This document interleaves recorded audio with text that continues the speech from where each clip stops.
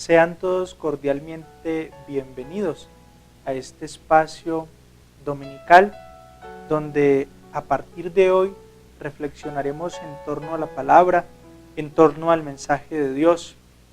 Los saluda cordialmente desde el Seminario San Alfonso, desde Bogotá, quien les habla, César Augusto Ballesteros Maya, soy misionero redentorista. Vamos a compartir en torno a la palabra, vamos a compartir en torno al misterio de Dios. Hoy vamos a reflexionar en torno al Domingo de Ramos. El Domingo de Ramos, esa entrada triunfal de nuestro Señor Jesucristo como Mesías, como Rey. Vamos a escuchar atentos la lectura del Santo Evangelio según San Mateo. Jesús compareció ante el gobernador y el gobernador le preguntó: ¿Eres tú el rey de los judíos? Él le contestó: Tú mismo lo dices. Y mientras los sumos sacerdotes y los ancianos lo estuvieron acusando, él nada respondió. Entonces le dijo Pilato: ¿No oyes de cuántas cosas te acusan? Pero Jesús no le respondió ni una sola palabra, de modo que el gobernador estaba muy extrañado. Era costumbre que cada Pascua el gobernador dejara libre un preso, el que la gente quisiera. Tenían preso entonces a un hombre famoso llamado Jesús Barrabás. Pilato reunió a la gente y le preguntó: ¿A quién quiere que les deje libre? ¿A Jesús Barrabás o a Jesús el que llaman el Mesías? Él sabía que lo habían entregado por envidia. Cuando estaba Pilato en el tribunal, su mujer le mandó a avisar: Deja en paz a ese hombre inocente, pues anoche tuve muchas pesadillas por causa de él. Pero los sumos sacerdotes y los ancianos convencieron a la gente de que pidiera la libertad de Barrabás y la condena de Jesús. El gobernador les respondió: ¿A cuál de los dos quieren que les deje libres? Ellos respondieron: a Barrabás. Pilato les preguntó: ¿Y qué hago con Jesús, el que llaman el Mesías? Todos dijeron: crucifícalo. Y él les preguntó: ¿y qué crimen ha cometido? Pero ellos gritaban más fuerte: crucifícalo, crucifícalo. Viendo Pilato que eso de nada servía y que más bien se estaba formando un tumulto, pidió agua y se lavó las manos delante del pueblo diciendo: Yo no soy culpable de la muerte de ese hombre, allá ustedes. Todo el pueblo respondió: Nosotros y nuestros hijos nos hacemos responsables de su muerte. Entonces les dejó libre a Barrabás y mandó que después de azotar a Jesús se lo llevaran a crucificarlo. Los soldados del gobernador llevaron a Jesús al pretorio y reunieron allí a toda la tropa, y después de desvestirlo, le pusieron un manto rojo, trenzaron una corona de espinas y se la pusieron en la cabeza, y en la mano derecha le pusieron una caña, y arrodillándose delante de él, hicieron la burla y le decían: ¡Viva el Rey de los judíos! Y después de escupirlo, tomaron la caña y se pusieron a pegarle en la cabeza. Terminada la burla, le quitaron el manto, le pusieron su ropa y se lo llevaron para crucificarlo. Al salir, se encontraron con un hombre de Cirene llamado Simón y lo obligaron a cargar la cruz de Jesús. Cuando llegaron al lugar llamado Gólgota, es decir, lugar de la calavera, le dieron para beber vino mezclado con hiel. Él lo probó, pero no quiso tomárselo. Después de crucificarlo, se repartieron su ropa echándola a suerte y se sentaron allí para hacer guardia.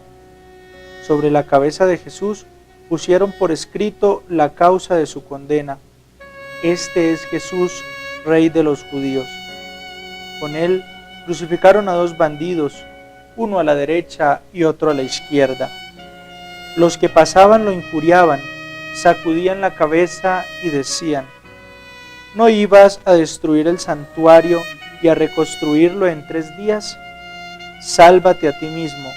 Si eres el Hijo de Dios, bájate de esa cruz. También los sumos sacerdotes, los escribas y los ancianos se burlaban de él diciendo: a otros salvó, pero él mismo no puede salvarse. ¿No es el Rey de Israel? Que se baje ahora de esa cruz y creeremos en él. Puso su confianza en Dios, pues que lo libre ahora él que tanto lo quiere. ¿No decía que él era el Hijo de Dios? De igual manera, lo injuriaban los bandidos que estaban crucificados con él. Desde el mediodía se oscureció toda la tierra hasta las 3 de la tarde, y hacia las 3 de la tarde Jesús exclamó con voz potente: Elí, Elí, lema sabactani, es decir, Dios mío, ¿por qué me abandonaste? Algunos de los que se encontraban allí al oírlo dijeron: este está llamando a Elías. Y enseguida uno de ellos tomó una esponja, la empapó en vino ácido y poniéndola en la punta de su caña quería darle a beber, pero los otros le dijeron: espera a ver si viene Elías a salvarlo. Entonces Jesús lanzó de nuevo un grito fuerte y exhaló el espíritu. En ese momento el velo del templo se rasgó en 2, de arriba abajo. La tierra tembló, las peñas se desquebrajaron, se abrieron las tumbas y muchos cuerpos de santos que habían muerto resucitaron. Y salidos de sus tumbas después de la resurrección de Jesús, entraron a la ciudad santa y se aparecieron a muchos. El centurión entonces y los que estaban con él haciendo guardia a Jesús, al ver el terremoto y todo lo que estaba sucediendo, dijeron aterrados: verdaderamente este era Hijo de Dios. Palabra del Señor. Gloria a ti, Señor Jesús. Bien, amigos, vamos a compartir en torno a este mensaje. El Evangelio de la liturgia de hoy, Domingo de Ramos, con que iniciamos nuestra Semana Santa, es un poco extenso, pero al ser extenso nos permite reflexionar en torno a su riqueza, en torno a su contenido.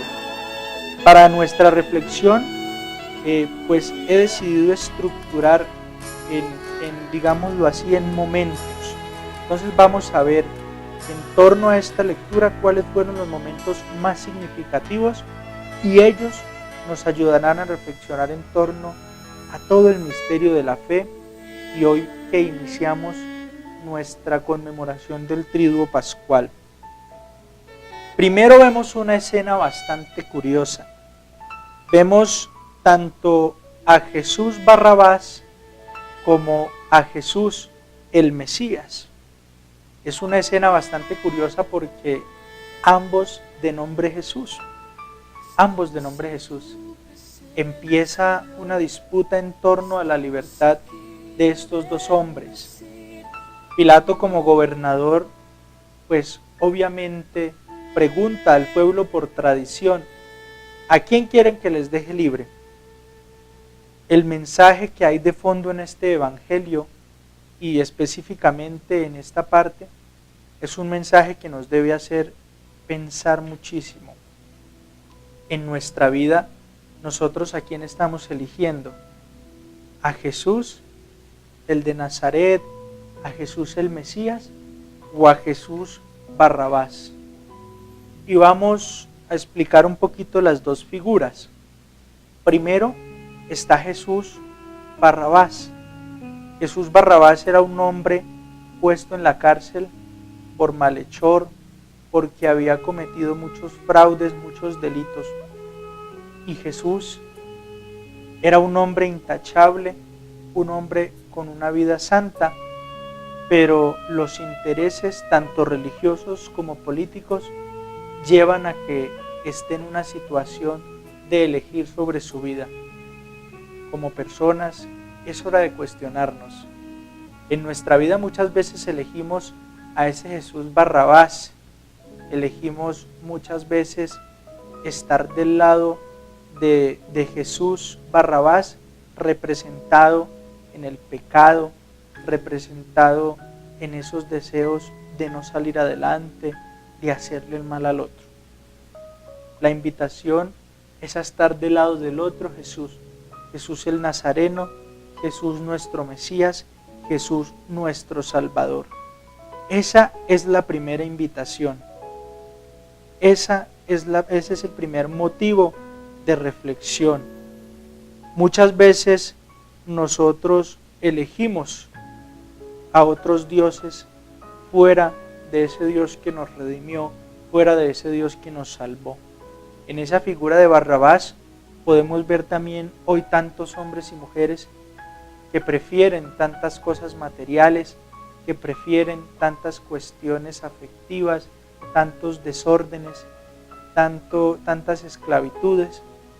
Allí podemos ver un Barrabás, un Jesús Barrabás, dejando de lado un Jesús que es transparente, un Jesús que renuncia del todo al materialismo. Esa es la primera reflexión. Siguiendo un poco con el esquema del Evangelio y también siguiendo un poquito en la misma línea, otra escena que podemos nosotros ver es el Jesús, esa escena de Poncio Pilato al lavarse las manos. Poncio Pilato dice: yo no hallo ningún pecado en este hombre. Y muchos dirán: no, pero Poncio Pilato actuó de una forma transparente, honesta, incluso porque lo tildan de bandido. Pero lo cierto es que la actitud de Poncio Pilato va mucho más allá. Y muchas veces nosotros compartimos esa actitud. Y la actitud de Poncio Pilato al lavarse las manos es una actitud de indiferencia. Es una actitud de decir que a mí eso ni me va ni me viene. Él dice: bueno, yo allá ustedes, yo simplemente hasta aquí cumplo, yo hago mi deber y ya. Muchas veces nosotros también en nuestra vida diaria somos también Poncios Pilatos. Nos lavamos las manos ante el pobre: no, eso no es conmigo. Nos lavamos las manos ante el que sufre: no, eso no es conmigo. Allá los religiosos, allá los demás. Nos lavamos las manos ante quien necesita un consejo, ante quien necesita un amigo, ante nuestra familia. No, eso no es conmigo.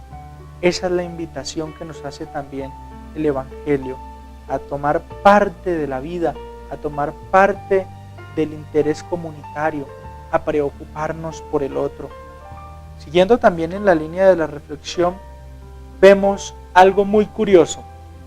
Jesús es crucificado en medio de dos ladrones. Es decir, Jesús se encuentra en la mitad, podríamos decir, de la representación de la vida humana. Por un lado, la vida humana en ocasiones se torna, no dice mucho, pero por otro lado, la vida humana se torna también en cuanto a la búsqueda de Dios.